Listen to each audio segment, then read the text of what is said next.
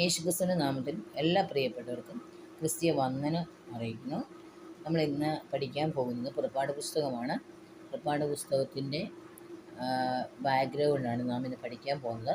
ഇന്നലെ നമ്മൾ പഠിച്ചത് ഉൽപ്പത്തി പുസ്തകമാണ്. ഇന്ന് നമ്മൾ പുറപ്പാട് പുസ്തകത്തിൻ്റെ ഇൻട്രഡക്ഷൻ പഠിക്കാൻ പോവുകയാണ്. എബ്രായ ബൈബിളിൻ്റെ ക്രിസ്തീയ ബൈബിളിൻ്റെ രണ്ടാമത്തെ പുസ്തകമാണ് പുറപ്പാട് പുസ്തകം. നമുക്കറിയാം, മോശ എഴുതിയ 5 പുസ്തകം, ആദ്യത്തെ 5 പുസ്തകങ്ങൾ പഞ്ചഗ്രന്ഥം എന്നാണ് അറിയപ്പെടുന്നത്. അത് പെൻറ്റാറ്റൂക്ക് എന്ന് പറയും.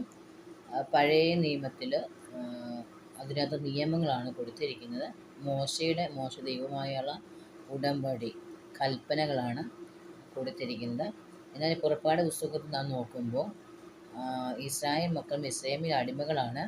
അവിടെ നിന്ന് അവരെ പുറപ്പെടുവിക്കുന്ന പുറപ്പാടിനെ കുറിച്ചാണ്. അവരെ പുറത്ത് കൊണ്ടുവരിക, പുറപ്പെടുവിക്കുക, പുറത്തെടുക്കുക, സ്വാതന്ത്ര്യം നൽകുക എന്നൊക്കെ അർത്ഥങ്ങൾ നമുക്ക് പറയാം. അവരിപ്പോൾ ഈജിപ്ത് താമസിക്കുന്ന ഇസ്രായേലിയുടെ കഥയും സ്വാതന്ത്ര്യത്തിലേക്കുള്ള അവരുടെ യാത്രയും കുറിച്ചാണ് അവിടെ പറയുന്നത്. ഫറവോൻ റാംസസ് രണ്ടാമൻ എന്ന് പറയുന്ന ഒരു രാജാവിൻ്റെ ഭരണകാലത്താണ് ഇസ്രായേൽ ജനം അവിടെ അടിമകളായത്.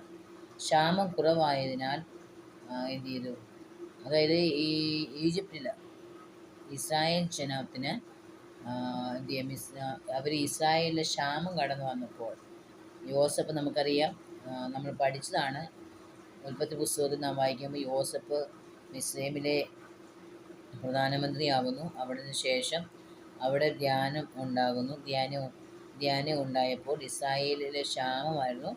എന്നാൽ യോസഫിൻ്റെ സഹോദരങ്ങൾ മിസ്രൈമിൽ ചെന്ന് ധ്യാനം വാങ്ങാൻ പോകുന്നതായിട്ട് നമുക്ക് കാണുവാൻ കഴിയുന്നുണ്ട്. ആ സമയത്താണ്, അതായത് യോസഫുള്ള സമയത്താണ് തൻ്റെ സഹോദരന്മാർ എല്ലാം എന്ത് ചെയ്തത്, മിസ്രൈമിൽ അവർ താമസിക്കുന്നത്, അവിടെ അവർ ജീവിക്കുന്നത്. എന്നാൽ യോസഫിൻ്റെ മരണശേഷം പുതിയൊരു രാജാവ് ഈ മിസ്രൈമിൽ രാജാവാകുകയും അന്ന് തൊട്ടാണ് ഇസ്രായേൽ ജനത്തിൻ്റെ കഷ്ടത ആരംഭിച്ചത്. അവരുടെ സ്വാതന്ത്ര്യം നഷ്ടപ്പെട്ടു.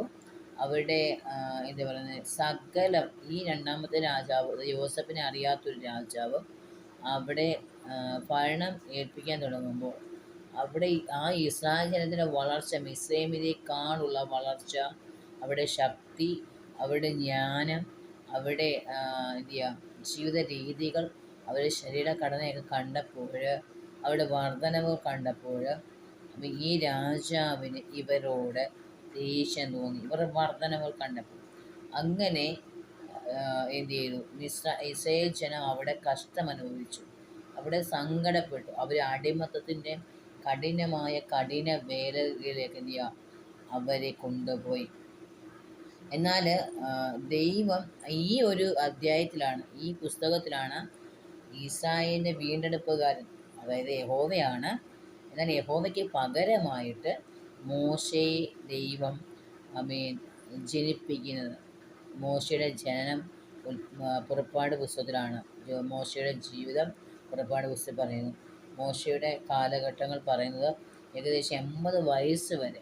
അപ്പോൾ ഈ ഇസ്രായേൽ ജനം, മോശ വളർന്ന അവൻ്റെ യൗവനപ്രായം കഴിഞ്ഞ് 80 വയസ്സ് വരെ ഈ ഇസ്രായേൽ ജനം പിന്നെയും എന്ത് ചെയ്യുക, കഠിനമായിരിക്കുന്ന ഈ ഫറവോൻ്റെ ആധിപത്യത്തിലേക്ക് അവർക്ക് ആഹാരം കൃത്യസമയത്ത് കൊടുക്കാതെ, അവരുടേതായ വേണ്ടത് അവർക്ക് ആരാധന പോലും, ദൈവത്തോടുള്ള അവരുടെ ആരാധന പോലും എന്ത് ചെയ്തു, ഈ ഫറവോൻ മുടക്കി കളഞ്ഞു.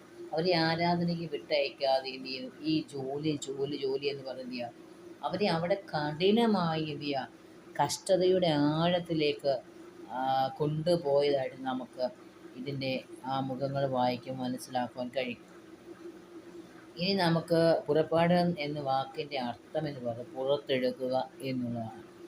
ഈ ഗ്രന്ഥം എഴുതിയത്, ഈ തിരുവചനം എഴുതിയത് മോശയാണ്. മോശ തൻ്റെ ശുശ്രൂഷ ആരംഭിക്കുക 80-ാമത്തെ വയസ്സിലാണ്. ദൈവത്തിൻ്റെ അത്ഭുതങ്ങൾ ദൈവം ചെയ്തത്, മോശയിലൂടെ ചെയ്യുന്നത് പുറപ്പാട് പുസ്തകത്തിലാണ്. ഇസ്രായേൽ ജനത്തെ പുറപ്പെടുവിക്കുമെന്നും മോശ ദൈവം അങ്ങോട്ട് അയക്കുമെന്നും നമുക്കിതിൽ നിന്ന് മനസ്സിലാക്കുവാൻ കഴിയും.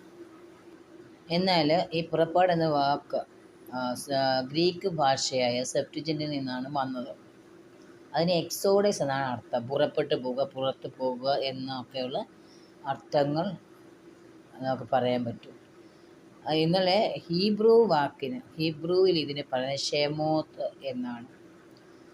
എക്സോഡസ് എന്ന വാക്ക് അതിൻ്റെ അർത്ഥം ലൂക്കോസിൻ്റെ സുവിശേഷം 9-ാം അധ്യായം 31-ലും 2 പത്രോസിൻ്റെ 1-15-ലും മരണമെന്നാണ് ഇവിടെ അർത്ഥമാക്കുന്നത്. അങ്ങനെയാണെങ്കിൽ ഇസ്രായേലിൻ്റെ മിസ്രൈമിൽ നിന്ന് പുറപ്പാട് എന്നതിനേക്കാൾ ദൈവത്തിൻ്റെ കുഞ്ഞാട് മരണം മൂലം ലഭ്യമായ സാധനത്തെയാണ് ഇവിടെ കാണിക്കുന്നത്. ഈ പുറപ്പാട് പുസ്തകത്തിൽ ഈ ജനത്തിൻ്റെ വിടുതലിന് പകരം നമുക്കറിയാം, യഹോവയായ ദൈവം ഇസ്രായേൽ ജനത്തോട് പറയുന്നുണ്ട്, സംഹാരകൻ ഇറങ്ങാൻ പോവുകയാണ്, നിങ്ങൾ എന്ത് ചെയ്യണം, ഊനമില്ലാത്ത കുഞ്ഞാടിനെ അറുത്ത് അതിൻ്റെ രക്തം കട്ടളമാലും കുറുമിടിമേൽ പുരട്ടണം. എന്നിട്ട് എന്ത് ചെയ്യണം, അതിനെ നിങ്ങൾ വേവിച്ച് എന്ത് ചെയ്യുക, ഭക്ഷിക്കണമെന്ന് പറഞ്ഞാൽ നിങ്ങൾക്ക് അവിടുന്ന് പുറപ്പാടുണ്ട്. അതുകൊണ്ട് എന്ത് ചെയ്യുക, ഇത്രയും നാൾ മോശയിലൂടെ ദൈവം പല കാര്യങ്ങൾ അവിടെ ചെയ്തിട്ടും ഈ ഫറവോൻ വിശ്വസിക്കാത്തത് കൊണ്ട്, അവൻ്റെ ഹൃദയം കഠിനമാക്കിയത് കൊണ്ട് ദൈവം തന്നെ ആ മിസ്രയീം ദേശിറങ്ങിയപ്പോൾ ഇസ്രായേലിൻ്റെ ഒരു കുടുംബത്തെ പോലും തൊട്ടതായിട്ട് ബൈബിളിൽ ഇല്ല.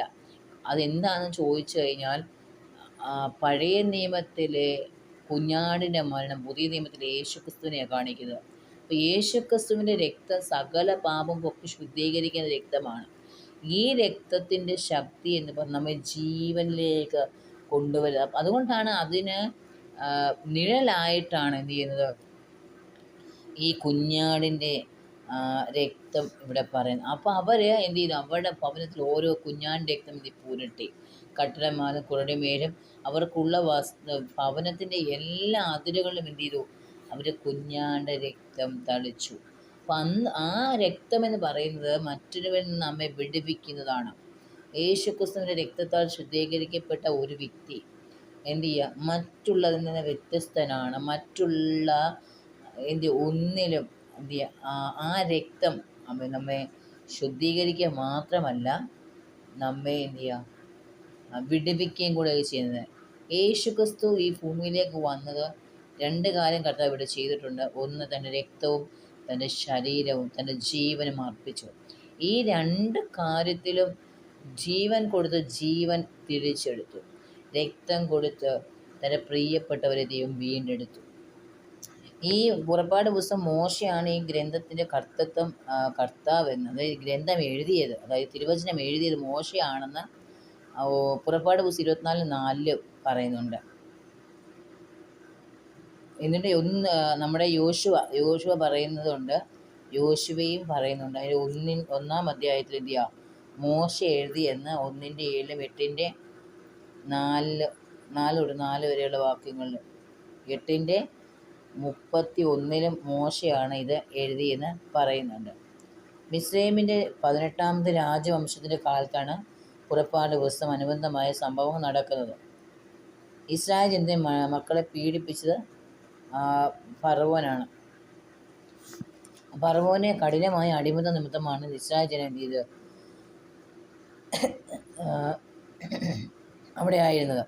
എന്നാൽ നോക്കുക, ഇസ്രായേൽ ജനത്തിൻ്റെ വിടുതലിന് വേണ്ടി ദൈവം എന്ത് ചെയ്തു, അതേ അധ്യായത്തിൽ തന്നെ അതേ പുസ്തകത്തിൽ തന്നെ മോശ ദൈവം ജനിപ്പിച്ചു. മോശ ജനിപ്പിച്ചിട്ട് നമുക്കറിയാം, ഫറവോൻ കൽപ്പനയിട്ടു, ജനിക്കുന്ന എല്ലാ ആൺകുട്ടികളെയും എന്ത് ചെയ്യണം, നൈൽ നദിയിൽ എന്ത് ചെയ്യാം, കൊന്നുകളയണം. അങ്ങനെ കൊന്നുകളയണം എന്ന് കൽപ്പനയിട്ട ഫറവോൻ്റെ കൊട്ടാരത്തിൽ തന്നെ മോശ എന്ത് ചെയ്തു, വളർന്നു. നമുക്കറിയാം, ഞാങ്ങണപ്പെട്ട ഉണ്ടാക്കി മോശയുടെ മാതാപിതാക്കൾ അമ്മയും സഹോദരിയും ചേർന്ന് മോശയെ ഞാങ്ങണപ്പെട്ടകത്തിലാക്കി നൈൽ നദിയിൽ ഒഴുക്കിപ്പോയ ആ പെട്ടകം ഫറവോൻ്റെ മകളുടെ അടുത്ത് ചെന്നു. അങ്ങനെ മകൾ ആ പെട്ടകം എടുത്ത് ആ പെട്ടകത്തിലുള്ള കുഞ്ഞിനെ കണ്ട് അവൾ അവിടെ മകനായി വളർത്തി.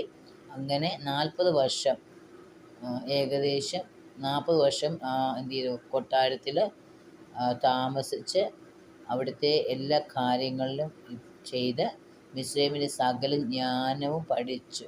നോക്കുക, ദൈവം മിസ്രൈമിൽ നിന്ന് തൻ്റെ ജനത്തെ കൊണ്ടുവരേണ്ടതിന് അപ്പം ഈ ഇസ്രായേൽ, അതായത് ഇസ്രായേൽ ഗോത്രക്കാരനായ ഒരുവനെ ദൈവം ജനിപ്പിച്ച് അവരുടെ ആ മിസ്രൈമിൻ്റെ എല്ലാ അഭ്യാസവിധികളും പഠിക്കേണ്ടതിനാണ്. ആരാണോ ഈ തൻ്റെ അതായത് തലമുറകളെ കൊല്ലുവാൻ കൽപ്പന പുറപ്പെടുവിച്ചത്, അവൻ്റെ കൂടാരത്തിലേക്ക് എന്ത് ചെയ്തു? ദൈവം അയച്ചു. മോശയിലൂടെ ദൈവം തൻ്റെ ജനത്തെ മാത്രമല്ല ഇത് പുറപ്പെടുവിച്ചു, പകരം യഹോവയായ ദൈവ ന്യായാധിപതിയാണ്, സർവശക്തനുമാണെന്നും തൻ്റെ ജനത്തിൻ്റെ മേൽ ദൈവത്തിന് മാത്രമേ അവകാശമുള്ളതും തൻ്റെ ജനത്തെ നശിപ്പിക്കുന്നതിന് ദൈവം നശിപ്പിക്കുമെന്നും എന്ത് ചെയ്തു? പറയുവാനുണ്ട്. അത് മാത്രം പ്രവർത്തിച്ചു, അവിടെ കാണിച്ചു കൊടുത്തു. യഹോവ തന്നെ ദൈവം എന്ന മോശയിലൂടെ എന്ത് ചെയ്തു? ദൈവം വെളിപ്പെടുന്നു. ദൈവം അവിടെ ഇറങ്ങി എന്ന് നമുക്ക് മനസ്സിലാക്കുവാൻ കഴിയും. ഇസ്രായേലിലെ എല്ലാ വിമോചന പരിശീലന ഇടവച്ച് 80 വർഷക്കാലം മോശയ്ക്ക് ലഭിച്ചത്. 40 വർഷം കൂട്ടാരത്തിൽ, 40 വർഷം ആട്ടിടയനായി മിസ്രൈമിലെ എന്ത് ചെയ്തു? ആട്ടിടയനായി പാർത്തതായി നമുക്ക് കാണുവാൻ കഴിയുന്നുണ്ട്. ഇതിനകത്ത് പ്രധാനമായിട്ടും പറഞ്ഞ അബ്രഹാമിന് ദൈവം നൽകിയ വാഗ്ദത്തം നിവൃത്തിയായി. മിസ്രൈമിൽ നിന്നുള്ള ഇസ്രായേൽ മക്കളുടെ വിടുതലാണ് വിഷയം. ഇസ്രായേൽ രാജ്യത്തിൻ്റെ ആരംഭം, ന്യായപ്രമാണം നൽകുന്നത്, ആചാരപരമായ ആരാധനകളുടെ ആരംഭം എന്നിവ എല്ലാം എന്ത് ചെയ്യാം? ഈ പുസ്തകത്തിൽ പറയുന്നുണ്ട്. ദൈവത്തിൻ്റെ വെളിപ്പാടാണ് സുപ്രധാനമായ പ്രമേയം. അവൻ വെളിപ്പെടുന്നു. ഉടമ്പടി ബന്ധത്തിൻ്റെ പരമാധികാരി, വിശ്വസ്തനായ വീണ്ടെടുപ്പുകാരൻ, സ്വന്തം ജനത്തിൻ്റെ ന്യായാധിപൻ, എങ്കിലും സ്വജനത്തിൽ വസിക്കുന്നവൻ എന്നെന്ത് ചെയ്യുക പറയുന്നു. സ്തോത്രം. ഓക്കെ, നമ്മൾ ഇന്ന് ഇത്രത്തോളം പഠിച്ചു. ഇനി നമ്മൾ പഠിക്കുവാനുള്ളത് ഇതിൻ്റെ വിഷയവിഭജനമാണ്. ഓരോന്നും തരംതിരിച്ച് നമ്മൾ പഠിക്കും. ദൈവമായ കർത്താവ് എല്ലാവരും സഹായിക്കട്ടെ. നിങ്ങൾക്ക് ഈ പഠനം അനുഗ്രഹമാണെങ്കിൽ, നിങ്ങൾക്ക് എന്തെങ്കിലും സംശയങ്ങളോ എന്തെങ്കിലും ഉണ്ടെങ്കിൽ നിങ്ങൾ ചോദിക്കുക. നിശ്ചയമായി അതിനുള്ള മറുപടികൾ നൽകും. ദൈവം സഹായിക്കട്ടെ.